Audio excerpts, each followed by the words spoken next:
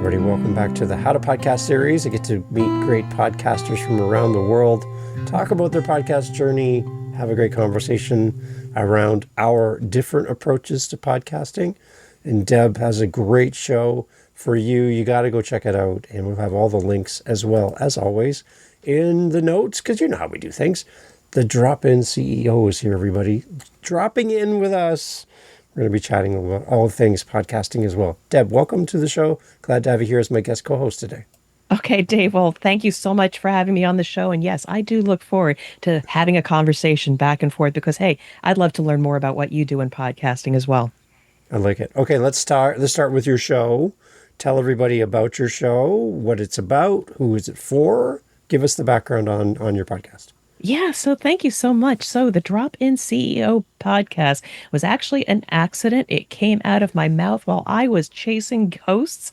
And I was on a podcast once. They asked me, what is it that you do, Deb? And I kind of said, well, I'm like the Drop-In CEO. I will drop into manufacturing businesses. I'll help the C-suite leader, CEO, with their business area. I'm in quality and operational excellence. And yes, we'll fix those issues and transform their business. But along the way, I also help the people with a lasting impact. I'll help them with their leadership skills and what have you. And when you don't need me anymore, you pull me out. And that was kind of the origin story for it. But then I realized that was my brand and I could be of value to not only C-suite leaders of today, but also tomorrow to help them understand what it's like to gain that confidence, to be able to have a more influential voice at the table. But I do interview CEOs, presidents, founders of companies, because I'm using it to build strategic relationships and in the process providing value to my audience. So again, I love it. I love it. I do solos. I do guest interviews. It's a beautifully creative medium, and I'm just so happy to share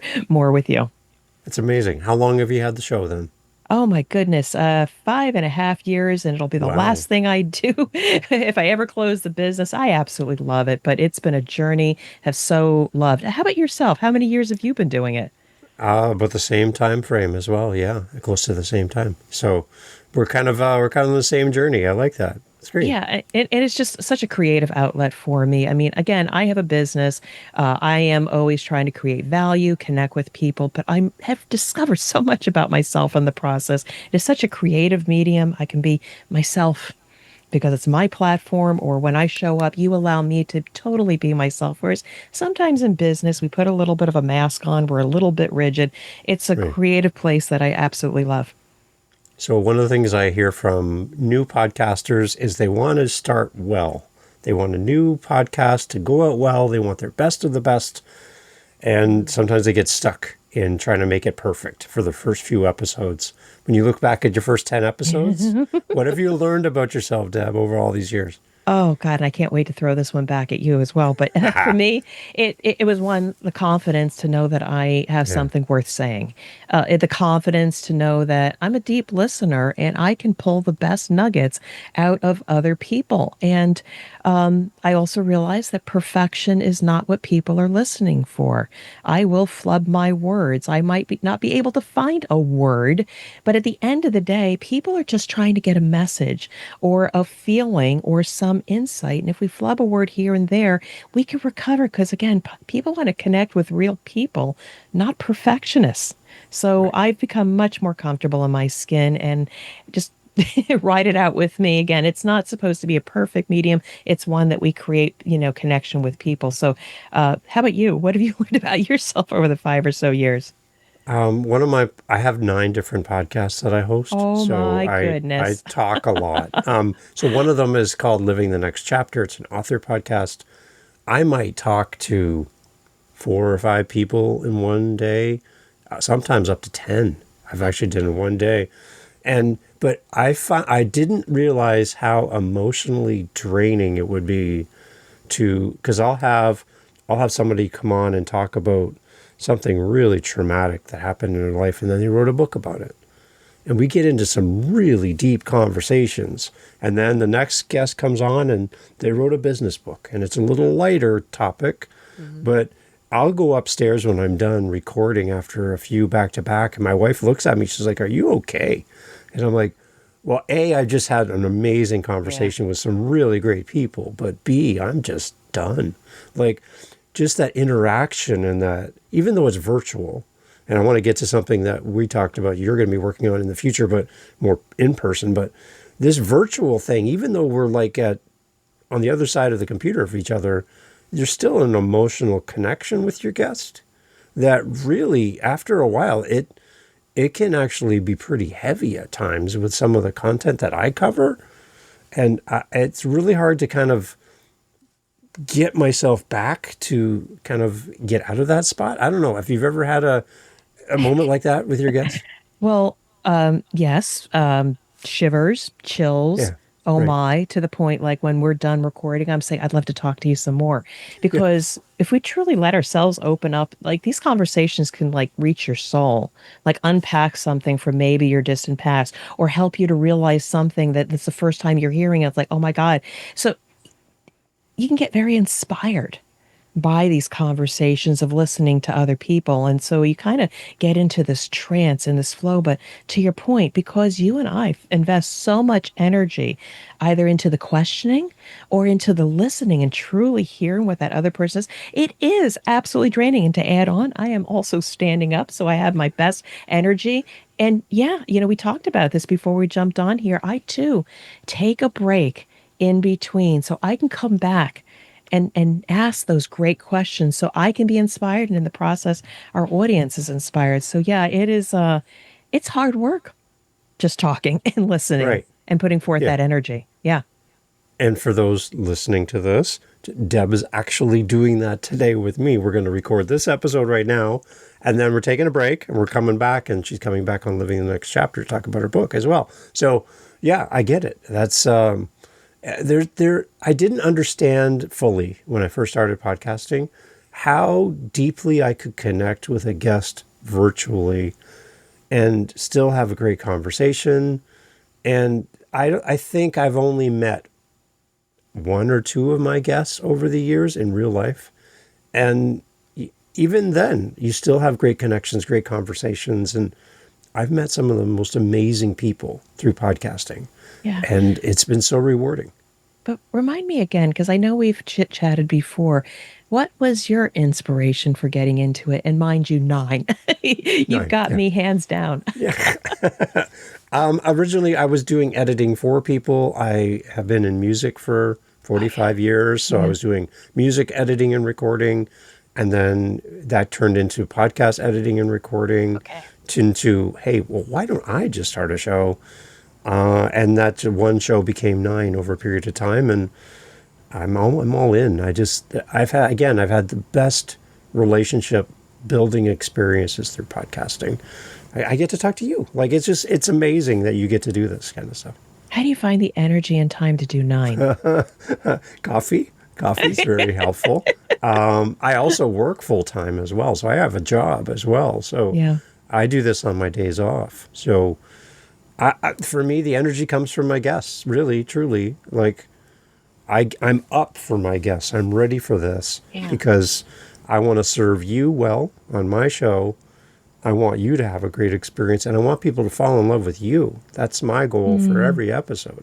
Because Yeah. I want people to walk away going, great interview, Dave, but wow, Deb is amazing. Like, that's what I want. That's the response I want. Well, I hope to deliver, and There God you go. bless being able to put forth all that energy. I've often thought of spinning off or doing others because there was a time there where I was constantly getting pitched to be on the show, and I kept thinking, could I have a spin off? Could I have guest hosts? Could I help other people? So, I mean, the possibilities of what we can do for podcasting are infinite. And you know what? You've spawned an idea in me. I also work.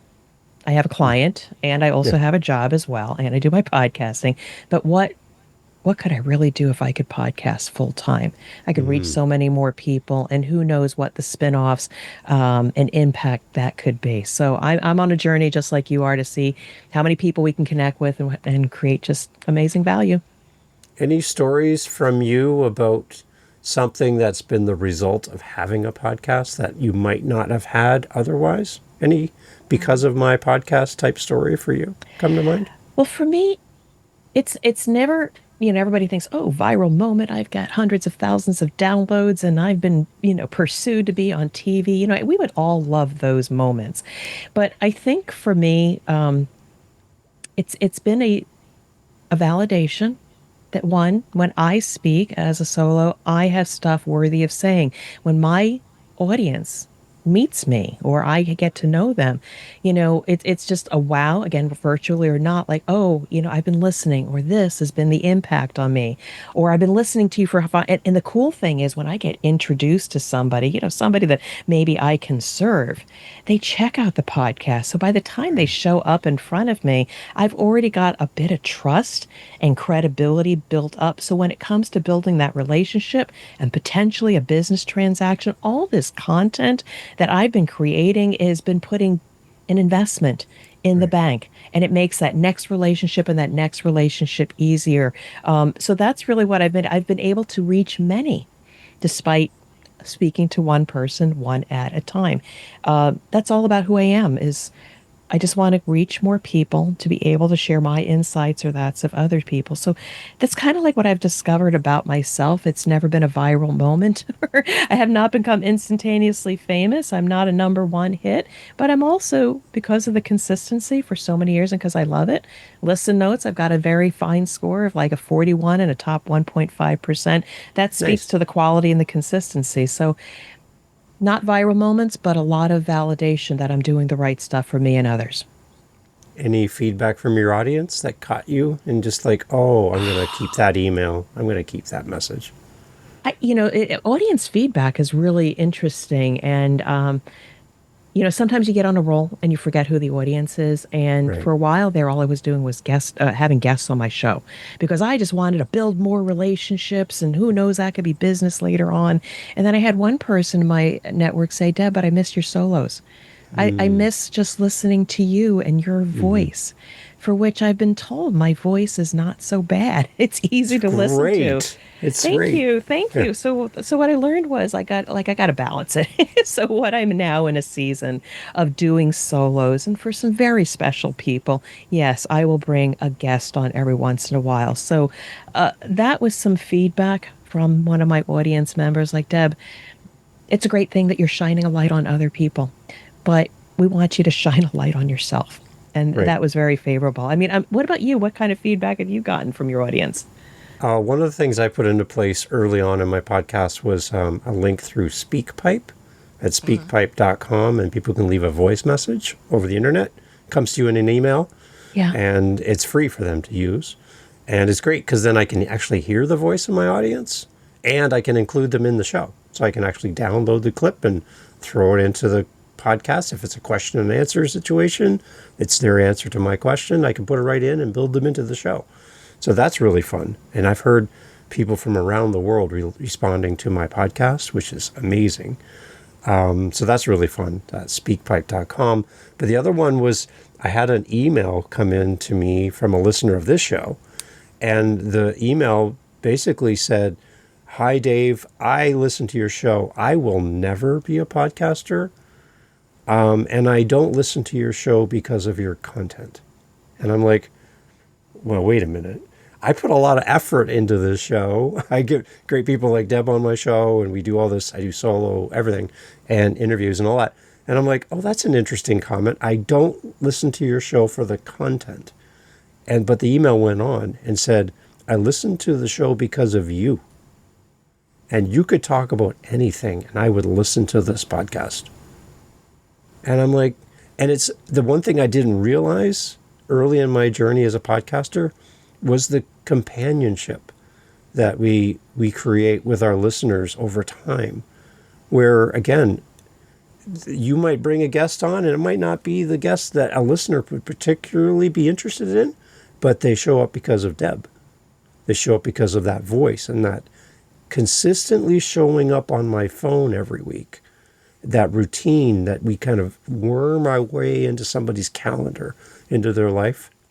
And even though they might not resonate with what we talk about on the show, they resonate with us.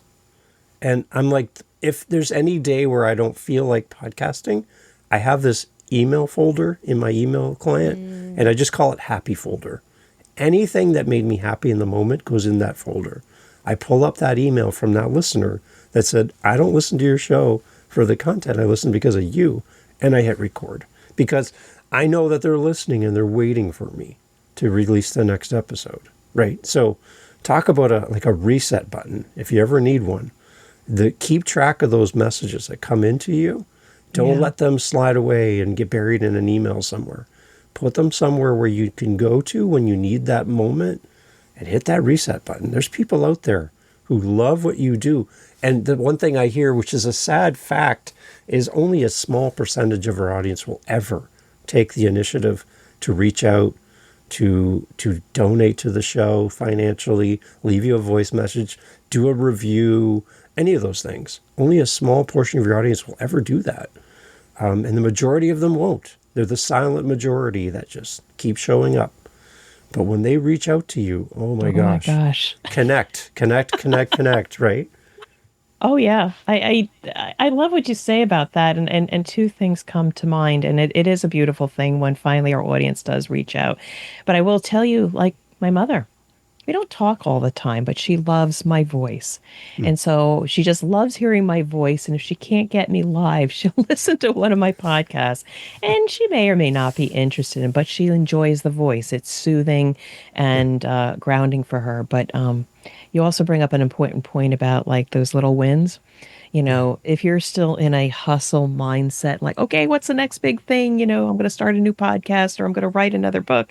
We sometimes forget about those little things. And I used to have a folder, but that didn't work because I'd never opened up the folder. But I had this very, very large set of Post-it notes on my wall, and it is my win board. And I am now starting to capture compliments. Or what if I got a coaching gig or somebody invited me to speak or I got pitched, you know, to be on the show. I capture this. And so I can look off to the side and look at it all the time. It's like, oh my God, I need to get a step ladder now to put more Post-it notes on the wall here. We need to remind ourselves of all these little wins and not forget it because I wouldn't always be in the present. And we need to celebrate the present because the tomorrow might not happen. Right. Yeah. And celebrate, like milestones. You reach episode 100, for example. You don't let it just slide by and episode 101 comes up. You just that's huge. Like not everyone gets to those types of milestones.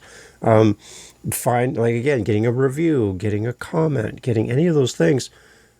We need to be intentional to capture those moments somehow, right? Yeah, I'd love to throw something back at you because, again, this is an opportunity for us to get to know each other about podcasting. But of all these podcasts that you've done, I mean, was there ever one or some event that, like, all of a sudden, like, ooh, I'm relevant. Ooh, I got this kind of rating. Ooh, I'm getting this many downloads. What was it for you that it was like, all right, I nailed this. I'm really good at this. Like, I'm just curious about that for you. I guess when people you admire say yes to connecting with you. Yeah. Right? Like for example, we met through Podmatch. Yeah. So Alex Sanfilippo, the creator of Podmatch, I created my show and I joined up with Podmatch. I reached out to him like, well, I'll take a shot in the dark. Maybe he'll say yes. And he did. And I'm like, wait a minute. Now he's on my screen, somebody I admire. Every time he's on someone else's show, I watch and listen. And here he's making time for me. And then that led to actually leading one of the Podcasting Made Simple events. I was with one of the speakers at one of his events recently, and I just had a great time with him and his team. And like that for me was like, I'm on the right path. If I can get into his world and have some time with Alex, he's a very accommodating person, but for me, that was somebody I really, truly admired because of how he shows up and what he does for podcasters. And the fact that he said yes to me was like, okay, I'm working my way towards my goal. I am. I'm not there yet. Like, I'd love to see more and more and more, but that was a great kind of seal of approval for me. Yeah, it resonates with me too. I have some pretty wow authors on my show, people that I read their books, I listened to their podcasts, and you know, we need to have the courage to ask because if we don't, we'll never know. And when you have those moments of saying yes, it's validating that they care about your platform to have a conversation, and it also lifts you up a little bit. You don't feel like, oh, I'm just trying to grovel here. No, we are getting some amazing people to connect with. So amazing, amazing. Yeah, I'm curious for you, because this is How To Podcast, is the name of the show. So I would like to hear a little bit of your how-to when you prepare for interviews. what is kind of what is your process with your guests? Are you doing pre-interviews with your guests? Are you meeting them for the first time when you record? Whatever your practice is, I'd like to kind of unpack that a little bit. So I've evolved, and I think in podcasting, we're always discovering what does and doesn't work. And I think way in the beginning, when I didn't have confidence or enough confidence in my process, I would always meet with people in advance. And it would help me get a bit of information on them, and we would choose the angle, which direction we would want to go. So that preparation is really good. But I will find with time, I've gotten quite comfortable in myself that I can do enough independent research about the individual and be honestly curious to learn more about them. I will always prep a few questions. I do have kind of a standard flow. But what I've learned is also to be completely in flow and let the conversation go ever it may. I have enough confidence that I could reel it in if it goes off the rails and still provide some kind of value. But I don't do pre interviews anymore. And that actually has served me well. I think in all of my podcasting, I did one interview and it went south as much as I tried to reel it back in because they were constantly selling or they were going through like a mental PowerPoint on. And I said, okay, that's great. But tell me a little bit more about a difficult situation you had, blah, blah, blah. And they would immediately go back to their talking points. And we Right. finished up the interview. But out of 545 podcast interviews that I have done, only Wow. one I did not release because it was so not aligned with my values. And I want guests that are not just a talking head, but are interested in creating a conversation. So to your point, I've got a process. I have an expected outcome. What kind of experience do I want to create? I shine a light on their gifts. I give them an opportunity, but I don't do pre-interviews anymore because I trust me Mm. and I trust the introductions that I get to amazing people. Yeah, that's been my struggle. I have been doing pre-interviews for the most part for almost 2,000 episodes now. So when you add that up in your calendar, that's two It's a lot. hits to your calendar for you and your guest. And my calendar just gets packed, just jam packed. And I've been trying to work my way out of pre-interviews. I know I can do it, but I don't know if my guest can do it. For some of my guests, first time guests, they've never been on a show before. Is this radio? What is this like? Uh-huh. And that the one thing I'm struggling with, truly transparently, is the connection with the person when I don't do a pre-interview, Yeah. right? I feel like I'm meeting a stranger. They don't know anything about me, and they, for the most part, have done Yeah. zero homework on me. So Yeah. I have to not only convince them that I know what about them, that I also then have to introduce myself to them as well, and then hit record. And so far it's been fine, like it's been okay, Yeah. but as much as I want to drop pre-chats, pre-interviews, I find the connection is different and I don't know how to fix that. So I'm leaning on you for this I one. I need, I've need got some some help. thoughts. Okay, So I've good. got some thoughts on this. You're right. You do need to establish connection. So absolutely, I agree with you 100%. What I will do is if they are people that I've not met before, usually they're a warm referral. I've already gotten some input. They're good. They were on my show. I usually get a little bit of a nugget, which kind of sets the stage for me. But I typically will record an interview for 30 to 35 minutes. I book an hour with my guest, but I actually do use the first 10 minutes. And I say, just tell me a little bit about you, or hey, what would be a successful interview? Or hey, let's talk about the people that introduced us. I share a little bit about my audience and what would be a wow. We actually do build up a little bit of rapport. So actually, those first 10 minutes get snipped off my audio podcast. And Yeah. when I put it out on YouTube, yeah, we snip it out as well. But to your point, I agree. We need to establish some kind of rapport and relationship before you hit the record button. So I think what I've done is I've shortened the process and tacked Okay. it on to that first encounter. That makes sense. Okay. Now you're doing something new Yes. coming up for your show. So this is going to be interesting, right? A totally different approach than you've traditionally been doing for your show. Can you Yeah. explain what's coming up and maybe your approach and how it's different, maybe? Yeah, so here's the thing. So I have been fortunate, you and I have been fortunate through technology, Zoom or whatever application, we can connect with people anytime, anywhere, and it is beautiful.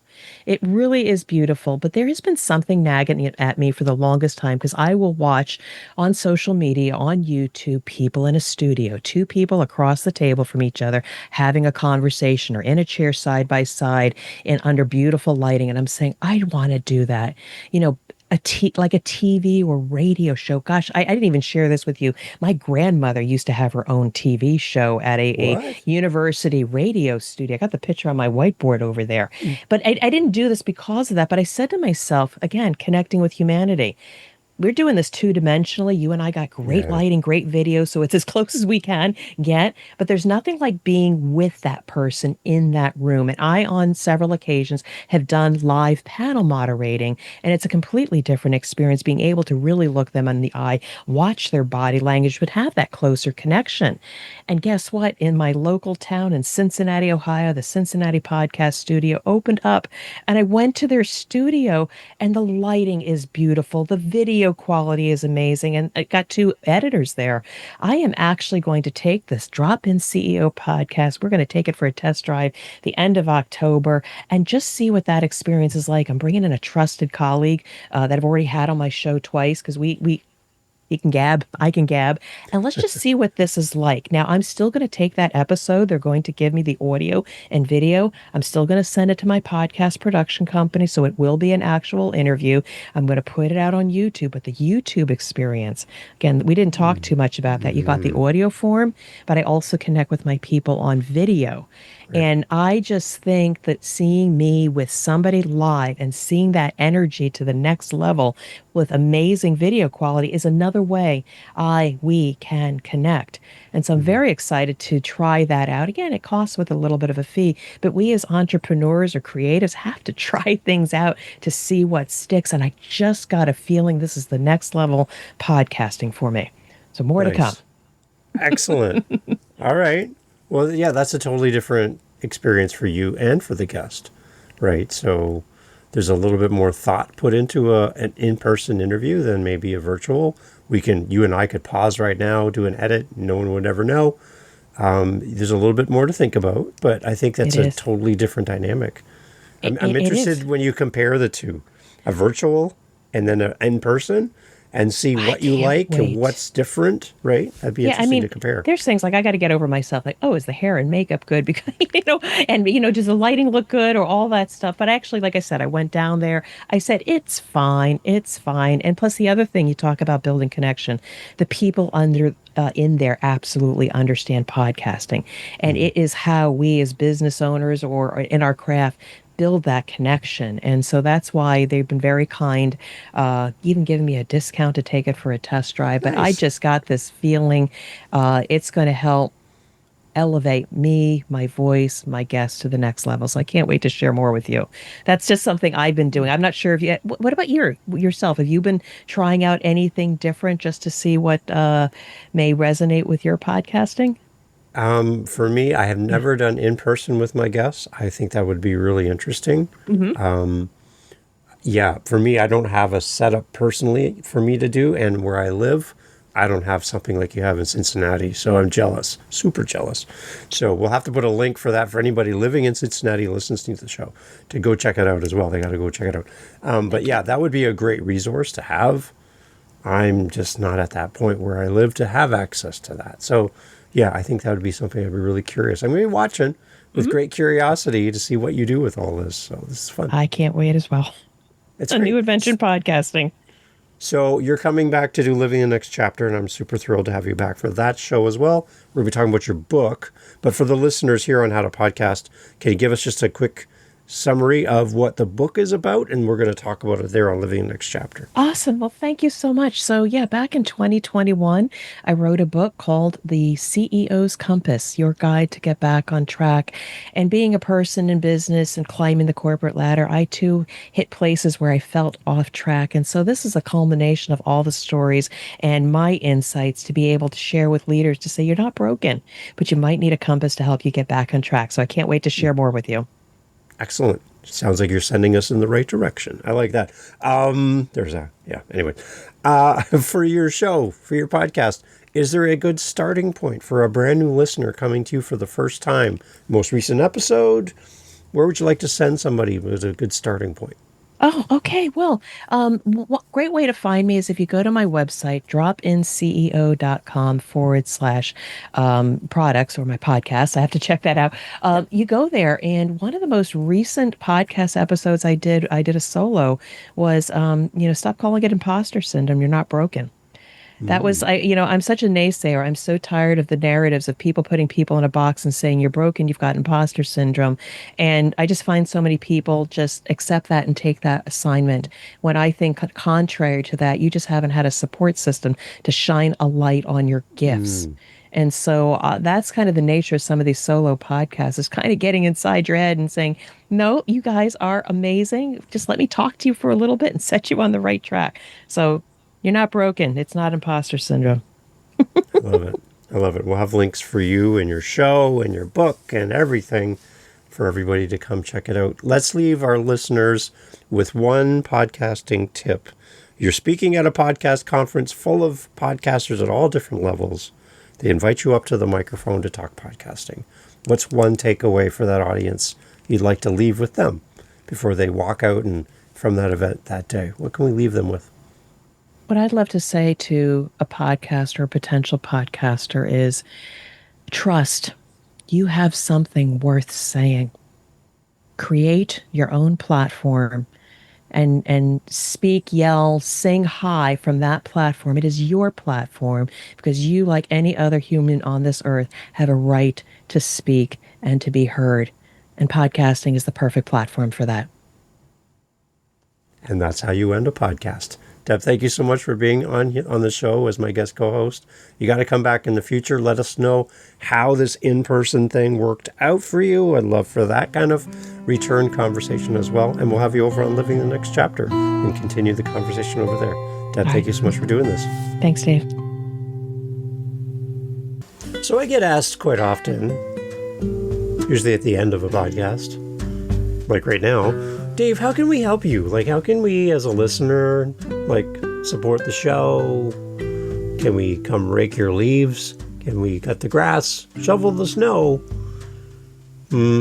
Watch your dog? Help you move? What can we do? Clean your dishes? Oh, that'd be interesting. Well, if you can't do that because, you're in Poland, maybe you can help us by supporting us with our Buy Me a Coffee.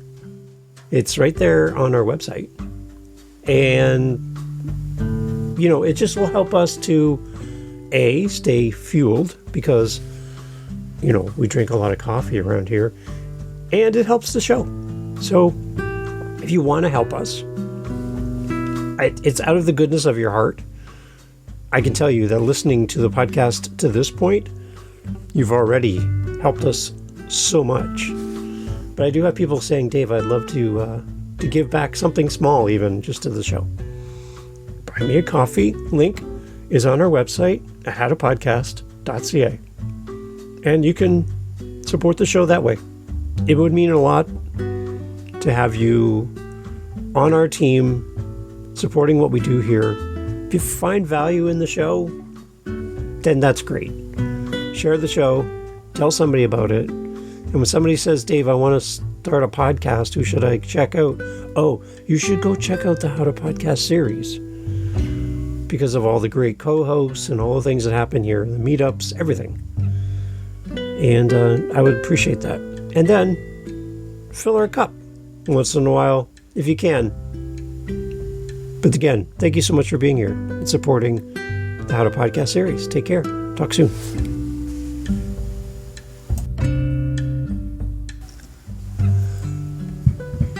Hey, it's Dave, just jumping on here at the end. I'm adding in a question and an answer at the end of the episodes now that we're in the 500s.